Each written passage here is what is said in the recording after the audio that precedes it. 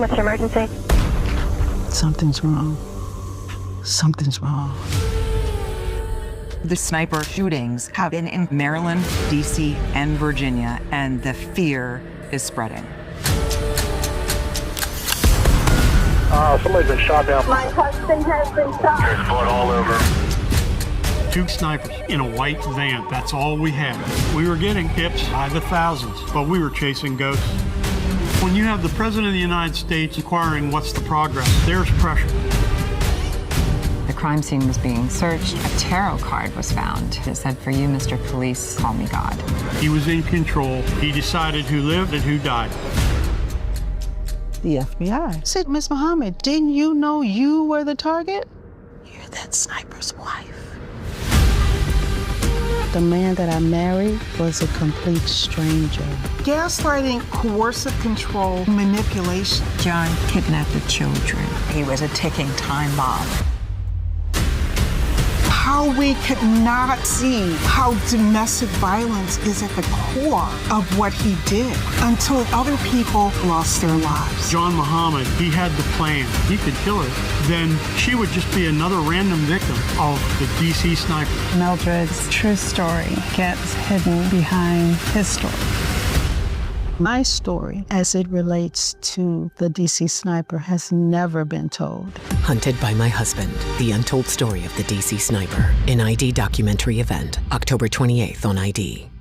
Boom, there you go. That was the trailer for Hunted by My Husband, the untold story of the DC sniper, premiering on ID on Tuesday, October 28th, as well as streaming on HBO Max and Discovery Plus. I'm Kuya P. This is Nerds Rule the World. Joining me to talk all things this documentary is the ex-wife of the sniper, Dr. Mildred Muhammad. Thank you so much for your time today, Dr. Muhammad. Truly appreciate it. I can only imagine what it's like for you to retell this experience. But I know there's something so much more behind it that I'm very looking forward to getting into. But before I start off, I'm actually talking to you from the DC area. I live in the DC area. I was here in this area when it happened. I have so many memories of this. With my family, I cover entertainment on the radio here locally, WTOP-FM, which I'll be talking about this documentary as well, because I know it's touched so many of us.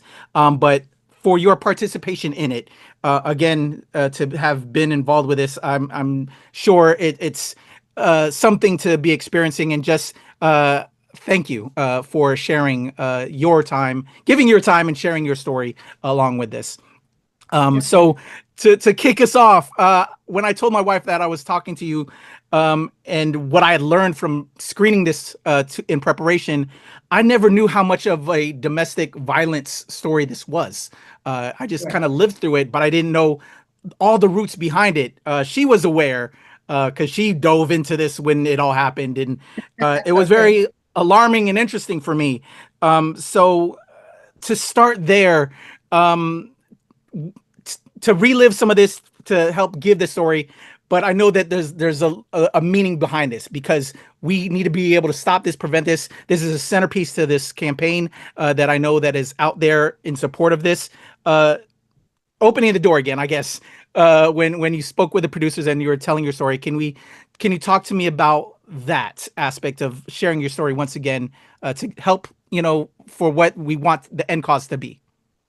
Right. So sharing my story, I've been doing that for the last 20 years, right? And so when they reached out to me to feature my story, I felt that it was an opportunity to help society to understand about the 1 to 8 seconds, because we are familiar with every 9 to 15 seconds a woman is abused, but we're not familiar with the 1 to 8 seconds that precedes the 9 to 15. So a verbal assault is the first assault that takes place in an abusive relationship. And then it moves to psychological, financial, stalking, and ultimately a physical assault. And so that is what you will be more aware of in my story. And it will help you to look at your own relationship as well as other relationships around you in order to find out am I in an abusive relationship? Is my friend in an abusive relationship? And so what do I do after that? You get your boundaries in check.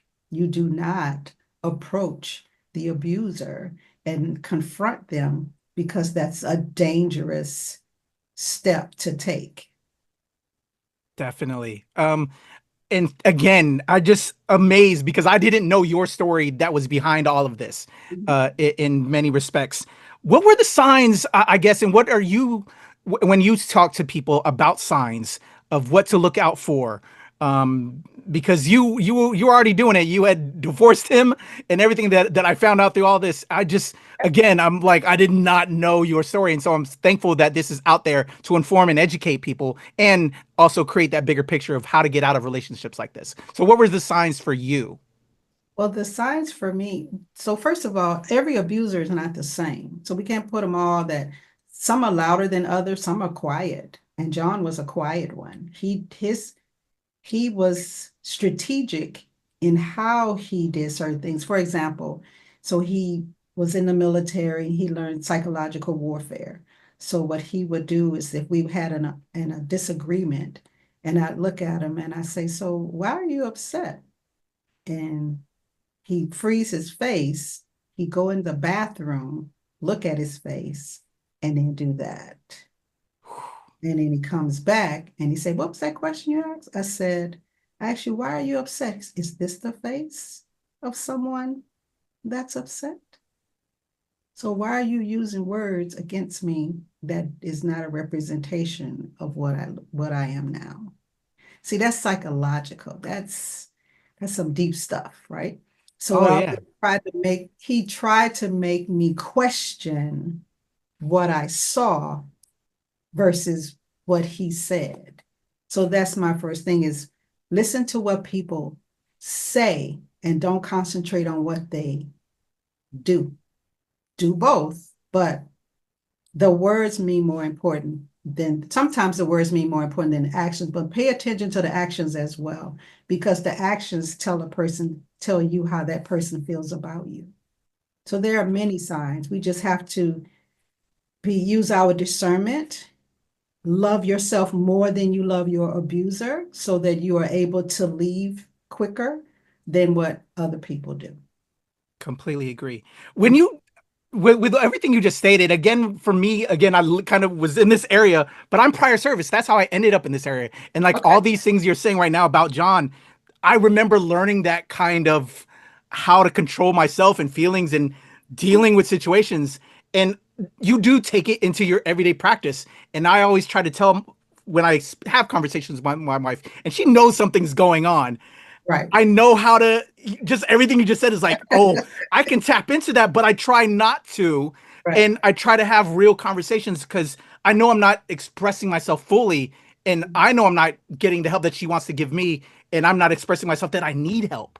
Right. So very well said. And I hope everybody is taking all of these notes. Absolutely. Even when he came out of the military, and back then, coming out of Desert Storm, they didn't have resources for PTSD, right? And so when I was trying to get him the help, and he came home one day and he said, yeah, I heard you trying to get me some help for PTSD, right? I said, right. He said, stop it. Don't do it again. And it's the way he said it that, okay, I guess I need to back up off of that. Yeah, that hit me like a ton of bricks when I watched that part of the film, because I know guys like that did stuff like that. Oh my gosh. Again, this is so surreal talking to you, Dr. Muhammad.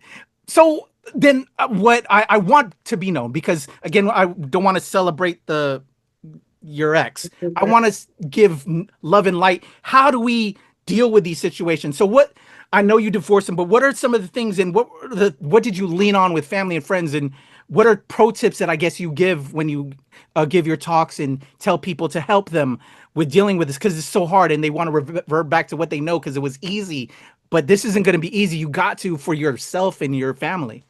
You do. And so if you know someone that is a victim of domestic abuse and violence, what I'm going to ask you to do first is get your boundaries in check. Know what you will do, what you won't do, and what you cannot do. If you have a partner, significant other, want to help your friend, family member, whomever, hey, I need to see what can we do to help this person. Let's get our boundaries in check. Will we give them money for a deposit? Can they come and live with you? And if so, how long? And how much are you willing to put yourself out there for them? Those are serious questions you have to discuss with your significant other or just yourself if it's just you. Then take that person to lunch, not dinner, because dinner time is checked. Right? You don't want to be responsible for that person being abused because they was out with you past the time they were supposed to be home. Lunchtime, everybody's everywhere. Nobody's really paying attention to that. Now, once you get to that place, you doing your initial conversation, your surface conversations, I want you to ask one question and do not follow up. And that question is, how can I help you? Now, that person may look at you strange because 9 times out of 10, a victim is never asked, how can I help you? Instead, we're telling them what to do, not knowing you're sounding just like an abuser, right? So once you ask that question, they may look at you strange and then reassure them, hey, this is a conversation between me and you. My significant other knows we're all on board and how we can help you because you got your boundaries in check. You know what you will do, won't do, can't do, right? So if they say, well, can you give me $500 for a deposit? You can say no, because that's one of your boundaries. We're not giving them money. Well, can I come and live with you? Well, no. Well, what can you do? Well, you need to tell me what you need. And if I can fulfill that, I will. Now, if you find that everything that they're asking of you, you are unable to do, that's okay. Give them the domestic violence hotline number so you don't leave them crying in the wilderness for help. And that number is 800-799-7233. There are advocates available 24/7, and they will give that person the resources that they need in their area. So you've done a great thing just by doing that, and assure them that you will not go back to the abuser and inform them that you had that conversation, because that's the only way you're going to get that person to talk. Amazing. And I'll have links in the description below for everyone just to have that information because it's so important. So this is the centerpiece for the ID's No Excuse for Abuse campaign.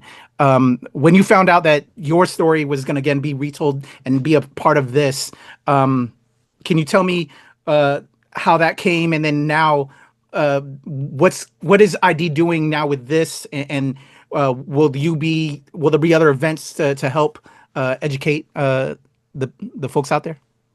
Yes, sir. They reached out to me in an email and asked me if I would be interested in having my story featured in Domestic Violence Awareness Month and to be a part of their campaign. And I was excited to have that level of attention brought to my story, because a lot of people don't know that I was the intended target. Many people don't know that law enforcement stated that the theory was he was killing innocent people to cover up my murder so he could come in as the grieving father and get custody of our children. That is what all of that was about. Yeah, I was blown away by that. I've been telling my story, like I say, for the past 20 years to many organizations, government agencies, private companies. There is the Kansas Coalition Against Domestic Violence is having a conference next week, of which I will be there. And there are other interviews that I will be assisting in getting the word out as well. And I truly appreciate you taking the time to interview me for this, because it's important that many people understand what those signs are. And I am especially grateful that you find that this is an important issue to report, because a lot of people don't do that. Oh, yeah. I am astounded. I never knew until I watched this, which I should ask my wife, hey, because she was aware, but she loves true crime docs and all of that. Dr. Muhammad, I am just so thankful for this conversation. And I hope that with this documentary, finally, for like people like myself that weren't aware, what was behind the DC sniper, that they're now be educated. And is there, before I let you go, is there anything else that I didn't cover that you hope people take from this? And I just hope you are well, personally, honestly. I hope you are okay, the family's okay, because this is just heartbreaking for me. Like, I'm an empath, I feel energy, and I just hope you're well. So you should feel that I'm good. Okay. You should feel good, because I had to find counseling on my own. I went to the library, got a book on counseling, and learned how to counsel me and my children myself. And I also want to make note that men can be victims too. And we don't always like to talk about that, right? That's why it doesn't matter what the gender is for a victim or an abuser. It doesn't matter the gender. What matters is this is a global issue that cuts at the fabric of our families. And at some point, we have to start holding the abuser accountable. We have to stop asking the victim, why do you stay? Because you're putting the total responsibility of the abusive relationship onto the victim. And we have to start asking the abuser, why do you abuse? Why do you find it within you to control something you did not create? Why do you feel privileged to take away someone's self-esteem or make them feel less than what God intended them to be? Why is that? Why do you terrorize your family and think it's okay? Because it's not. Very true. Dr. Muhammad, again, I am so honored to speak with you. And I'm so thankful that despite what had happened to you, I think it's what, as a person of color, what we turn our tragedy, we turn our things that occur to us, and we teach and make them lessons for everyone. And you are doing that, and it's going to make such a difference. And I cannot thank you enough on behalf of myself and my family and friends. And then I'm sure all the listeners and people that are going to be seeing this, how much it's going to make a difference. Thank you so much for your time today, Dr. Muhammad. Let me remind everybody again, Investigation Discoveries, Hunted by My Husband, The Untold Story of the DC Sniper will be premiering on Tuesday, October 28th from 9 to 11 p.m. Eastern Standard Time, as well as streaming on HBO Max and Discovery Plus. Thank you, Dr. Muhammad. Again, I'm Kuya P. This is Nerds Rule the World.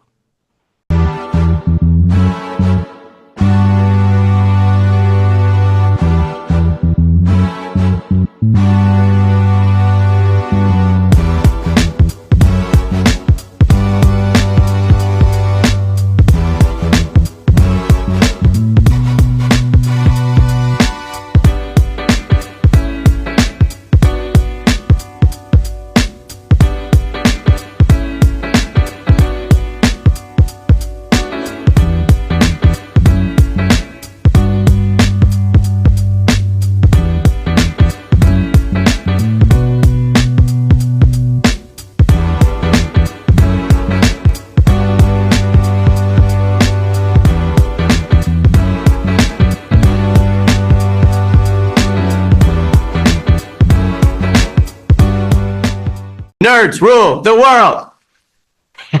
Pleasure chatting with you. Love to all my nerds who rule the world. Yeah. Nerds rule the world. Yes, we do. Thanks. Nerds rule the world. Thank you. I love the nerds ruling the world, so more power to you. Patrick, what up, man? And yes, they do. Nerds rule the world, kid. Yes, you know sir. Thank you. Awesome. Kuya P, Nerds Rule the World. Hello. Yes, they do. Yes. Oh, Nerds Rule the World. I got It's in the title of your show, like Nerds Rule the World. Like, I want more Black weirdos on screen, and I don't feel like we ever get to see that very much. Thank you so much. Nerds do rule the world. Yes. Thank you. They're nice to meet you. Nerds do rule the world. We do. We're phenomenal, aren't we? Thank you, Nerds Rule. Love it. Hello, Sarah. Hello, Julian. Yes, Rock on. I love it. Thank you so much. It's good to see you. I love Nerds Rule the World. But yeah, there's a heavy nerd component, man. Yeah. And at the end of the day, if you ask me, nerds rule the world. So absolutely. And you're right. Nerds do rule the world. We're just the best. Yes. Yes. Nerds do rule the world. I agree. We do. I agree. We're awesome, aren't we? Thank you, ladies. Thank you so much. Yes. Thank you, guys. Bye. And nerds really do rule the world. Thank you, sir. It's your boy Kuya P. Nerds rule the world. Thank you so much, guys. I appreciate you. Do. They rule the world, all right. Yes. Take care, Tony. Thank you, guys. Well, I was good until I saw that this is Nerds Rule the World. So are we talking about like everybody you interview is a nerd, right? Oh, it's a legal requirement. It is. It's a legal requirement. Yeah. Or are you, or the second you popped on screen, I was like, wait, are you supposed to be the queen nerd then? I hope so. My handle is Heather is a nerd, so I am a professional at least. Okay. But then you enter that whole question of like, well, if you're calling yourself a nerd, are you really a nerd? A true nerd, would they call them? I don't know. I'm going to start going cross-eyed. Going to psychoanalyze this a little bit. Yeah. All right. There's a cut. Where's the stop? Thank you so much for your time today, Dr. Muhammad. Can you include my website on there too? Can you include my website? I'll put everything in the links in the description. I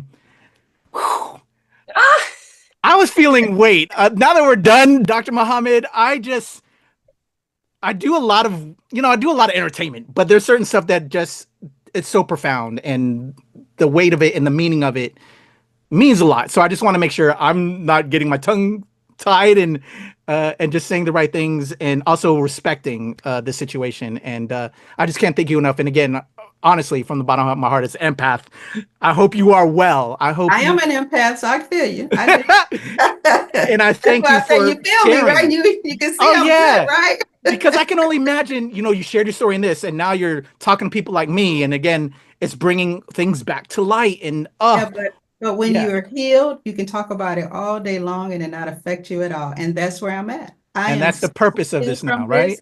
That's the purpose. I can talk about this all day. And I get more energized. That's the crazy part. I'm more energized when I'm talking about it.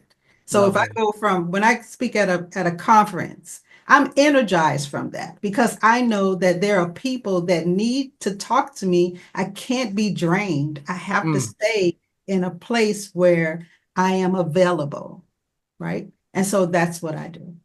Lovely. Let's go. Thank you, Dr. Muhammad. You are the best. And again, I can't thank you enough. Thank you so much, Debbie, for allowing me to have this opportunity to speak with Dr. Muhammad as well. Yeah, of course. I really appreciate, you being so thoughtful, and I know the weight of this is very intense. So appreciate you kind of stepping outside of your norm, but I'm excited